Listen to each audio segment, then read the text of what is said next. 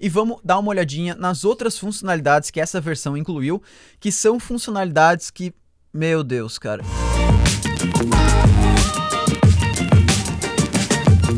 Fala, Dev, beleza? Nesse vídeo a gente vai falar sobre o lançamento da versão 3.3 que aconteceu 8 dias atrás. Então eu tô gravando esse vídeo aqui dia 12, ele foi lançado dia 4, se eu estiver aí com a matemática em dia.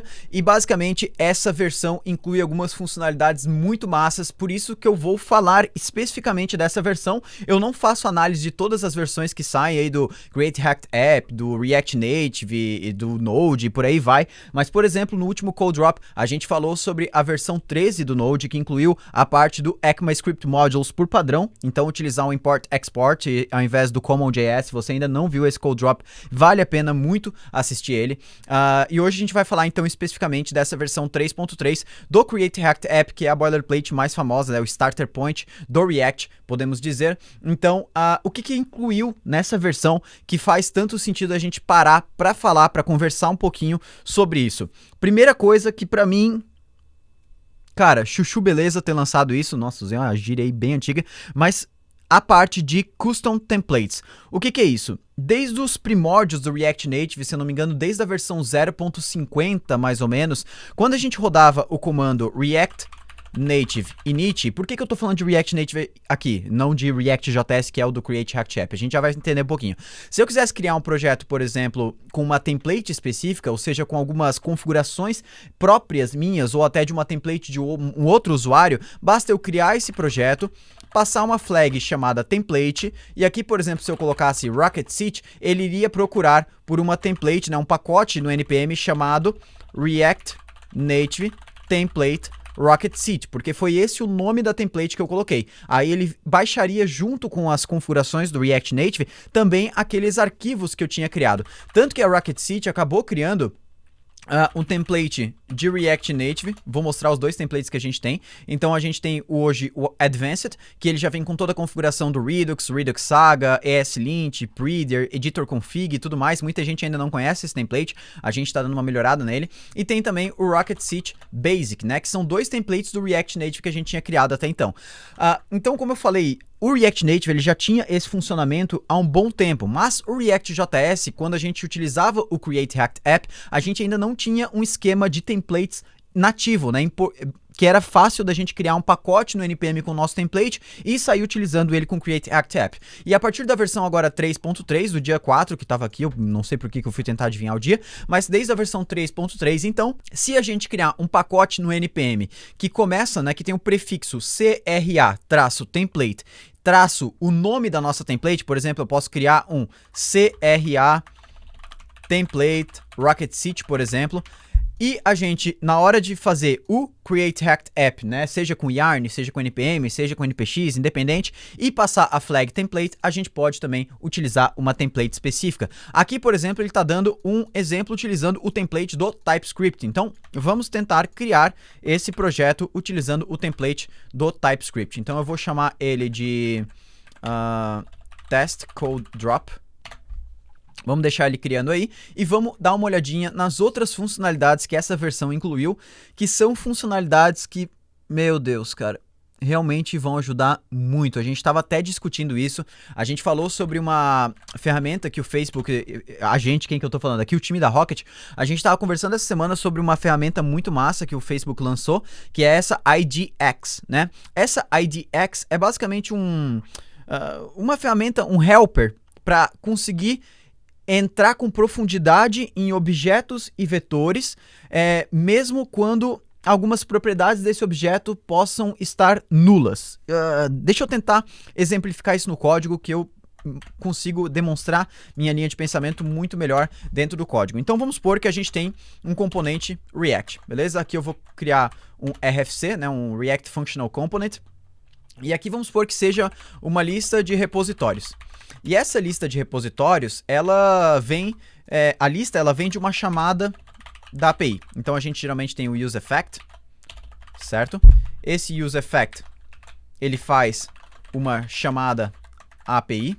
Então eu não vou fazer tudo aqui dentro. Então aqui dentro ele faz uma chamada à API, beleza? E depois de ele terminar a chamada API, ele seta o valor da lista de repositórios, né, da listagem de repositórios no estado. Isso aqui é meio que padrão dentro do React. A gente busca uma informação da API, preenche um estado com aquela informação. Simples. Beleza. Só que aqui dentro do return, a gente quer exibir essa lista de repositórios ou uma informação de um repositório específico. Vamos supor que a gente quisesse mostrar o nome do autor de um repositório. Aí, geralmente, a gente tem aí um P, vamos supor. Aí a gente vai pegar uma informação do estado, que é o repositório que a gente carrega da API, né? Vamos supor que aqui a gente carrega um único repositório, certo? O valor do repositório no estado. A gente está carregando um único repositório. Então agora vai mudar para repository. Beleza. Aqui a gente quer pegar o autor do repositório. Beleza? Aí a gente quer pegar o nome do repositório. Então veja que eu estou entrando com profundidade dentro desse repositório. Então eu estou pegando o autor dele e de dentro do autor eu estou pegando o nome. O que pode acontecer aqui? Enquanto essa chamada API aqui ela não for finalizada, esse código aqui vai dar erro. Primeiramente, ele vai dar erro porque o repositório ele pode não ser um objeto. Se ele não for um objeto, ele não vai ter a propriedade author dentro dele.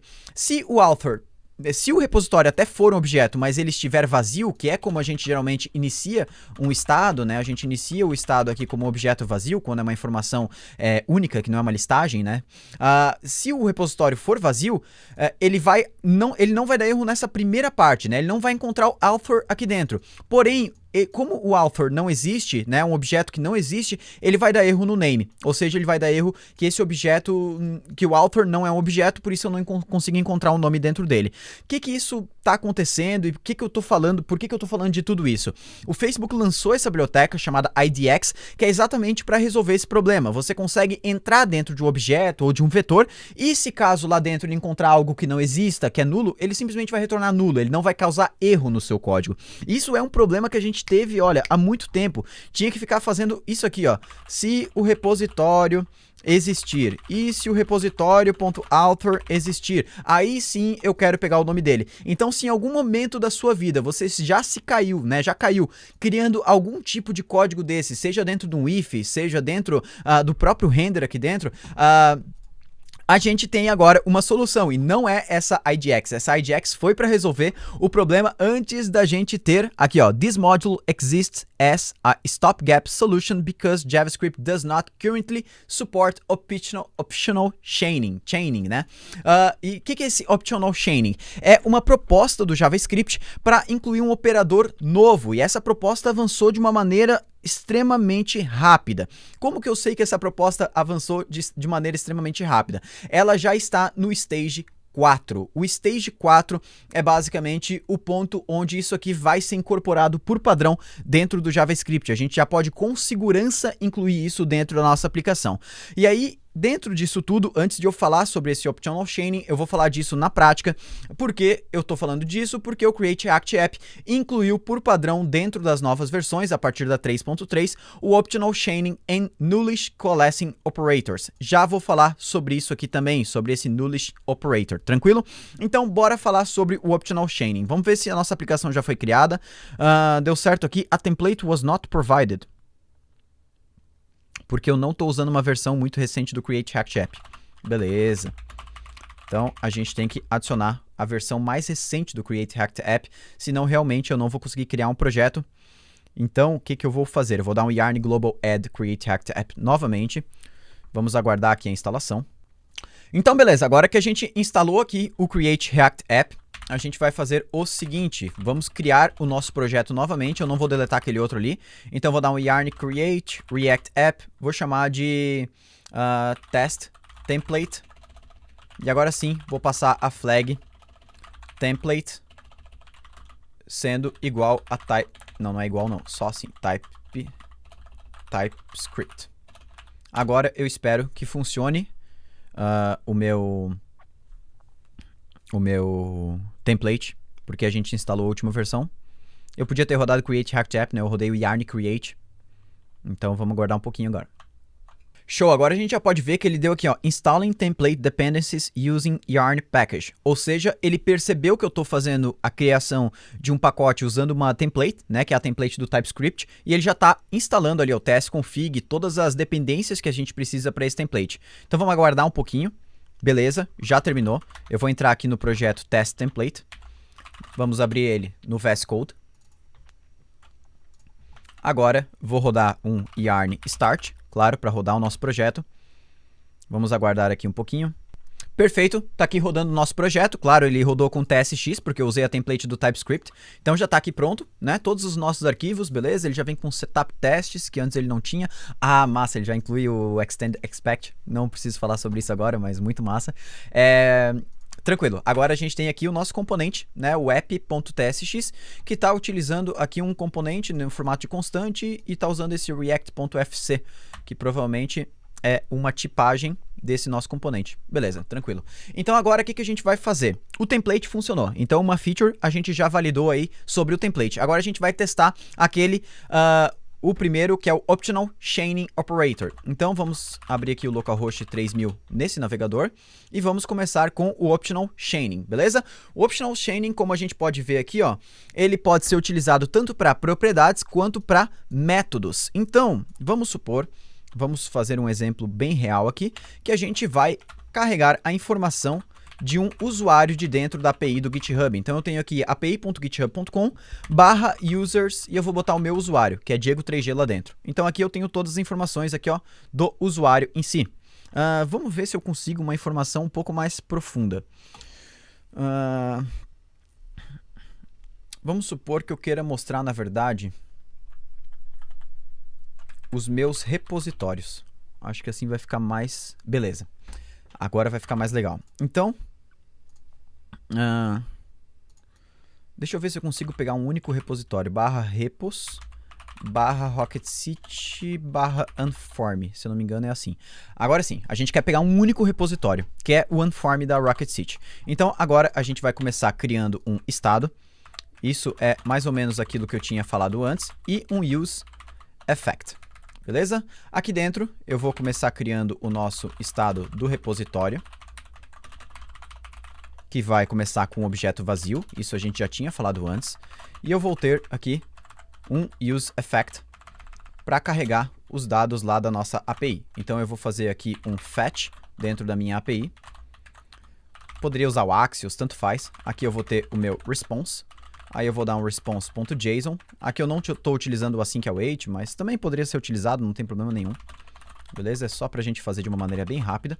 E vou dar um set repository nesse data, que é o que está vindo lá de dentro da API do GitHub. Agora, aqui, se tudo deu certo, eu poderia mostrar dentro de um H1 os dados, por exemplo, de quem foi o criador desse repositório. Se eu der uma olhadinha aqui no que me retorna lá de dentro da API, eu tenho um objeto chamado owner. Então, eu acesso o objeto principal, dentro eu tenho owner e dentro eu tenho login, certo? Então, se eu mostrar aqui repository.owner.login, teoricamente, eu vou conseguir acessar essas informações, certo? Então, a gente vai salvar isso aqui agora. Eu volto no Google Chrome e ele deu erro, né? Property owner does not exist on type. E aqui tem um objeto vazio, né? Ele não está conseguindo compilar isso aqui primeiramente por causa do TypeScript. Então, vamos começar aqui simplesmente fazendo uma interface. Isso aqui é só por causa do TypeScript mesmo. E aqui dentro eu vou ter um owner. Dentro do owner eu tenho o login, que é uma string. Isso aqui só para a gente fazer de uma maneira bem simples. Falar que esse estado aqui, ele tem esse formato aqui. E aí eu vou começar ele como nulo. Beleza? Isso aqui é só a questão do TypeScript, eu não preciso nem iniciar ele, na verdade. E aqui, object is possible undefined. Beleza. Aqui a gente cai dentro do nosso problema. Então aqui o TypeScript, ele já está falando para mim que esse repositório, ele pode ser undefined. E aí, se a gente coloca o ponto de interrogação aqui na frente do ponto, veja só, ele já começa a mudar o erro.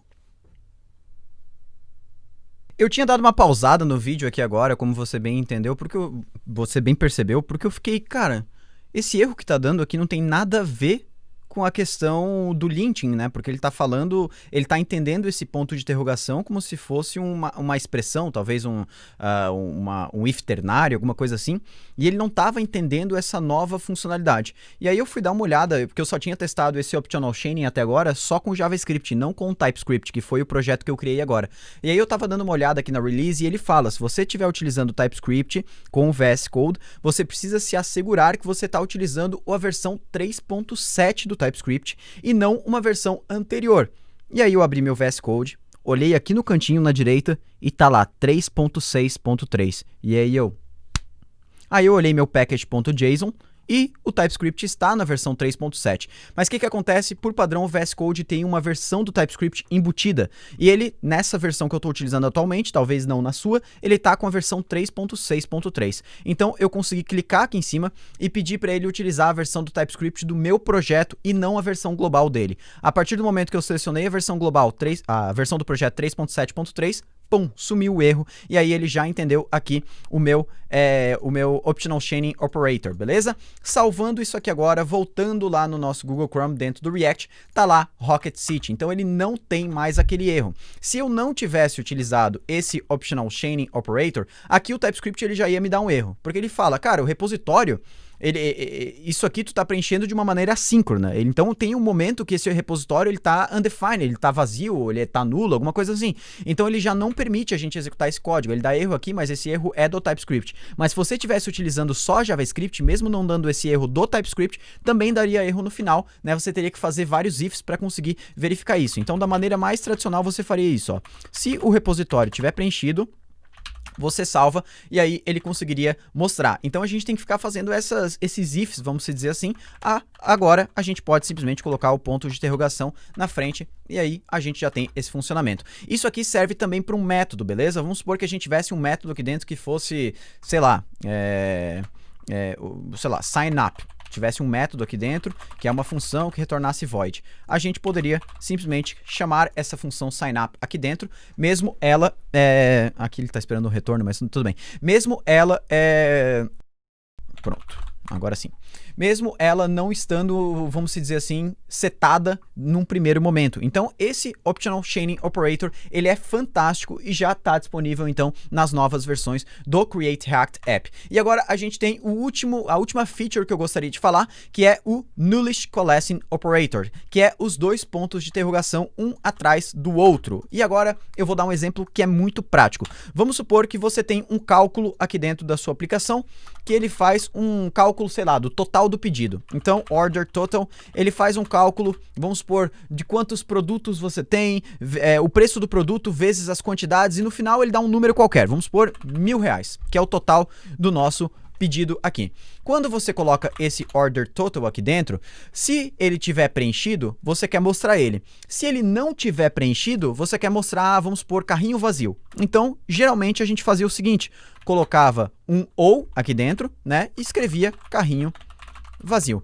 Nesse caso aqui, por exemplo, eu salvo isso, ele vai mostrar o 1.000, beleza? Que é o total do pedido. Se isso aqui tivesse nulo, como eu falei, ele mostraria carrinho vazio.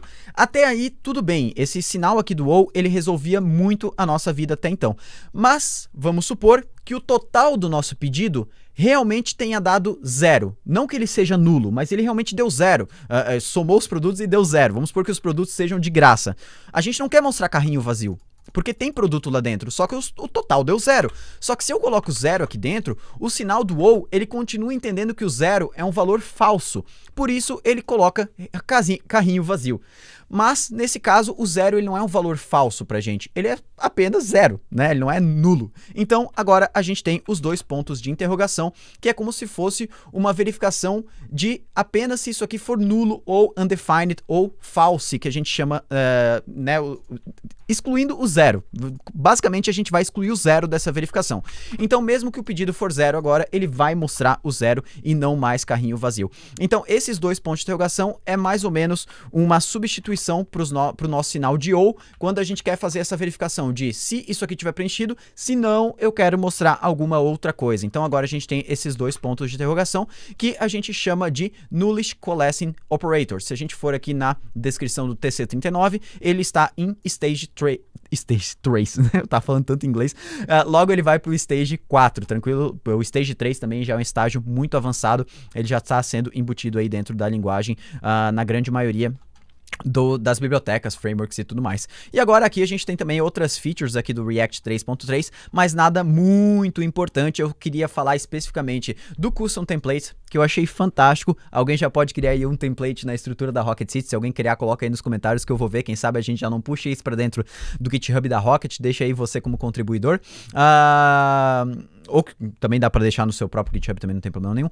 E a gente tem também o Optional Chaining e o Nullish Coalescing Operators, que pra mim, cara, isso aqui vai ajudar muito, principalmente quem lida com API, eu acho que todo mundo. Então, quem busca dados muito complexos da API, quer ficar navegando por esses dados, o Optional Chaining principalmente é o que mais vai ajudar. E claro, esse Nullish Coalescing também ajuda bastante nesses casos de contas, né, que a gente pode ter um valor zerado.